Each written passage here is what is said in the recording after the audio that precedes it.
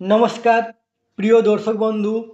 বঙ্গোপসাগরে আবার নতুন করে সাইক্লোন তৈরি হচ্ছে, যার জেরে আগামী 4-5 দিন বৃষ্টিপাত চলবে। বিশেষ করে রবি সোম ভারী থেকে অতি ভারী বৃষ্টিপাতের সতর্কতা জারি করলো আলিপুর আবহাওয়া দপ্তর। আসুন আমরা দেখে নেব যে কি বলা হয়েছে, কোন কোন জেলায় ভারী বৃষ্টিপাত, কোন কোন জেলায় অতি ভারী বৃষ্টিপাত।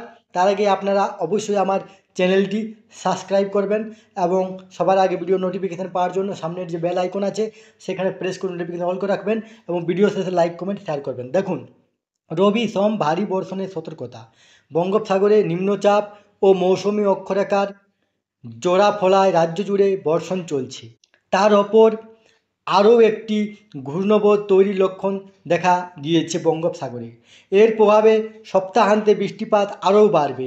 কাল অর্থাৎ রবিবার থেকে বৃষ্টি আরও বাড়বে। উপকূলীয় জেলাগুলিতে ভারী বৃষ্টির সতর্কতা রয়েছে।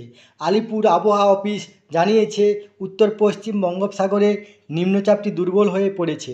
বর্তমানে এটি নিম্নচাপ অক্ষরেখায় পরিণত হয়ে দক্ষিণবঙ্গের ওপর দিয়ে রাজস্থান পর্যন্ত বিস্তৃত রয়েছে। এছাড়া রবিবারে উত্তর বঙ্গোপসাগর সংলগ্ন দক্ষিণবঙ্গ বা বাংলাদেশের কাছে আরও একটি ঘূর্ণিঝড় তৈরির সম্ভাবনা রয়েছে। ফলে দক্ষিণবঙ্গে আগামী 4-5 দিন বৃষ্টিপাত চলবে। উত্তরবঙ্গও বৃষ্টি বাড়বে।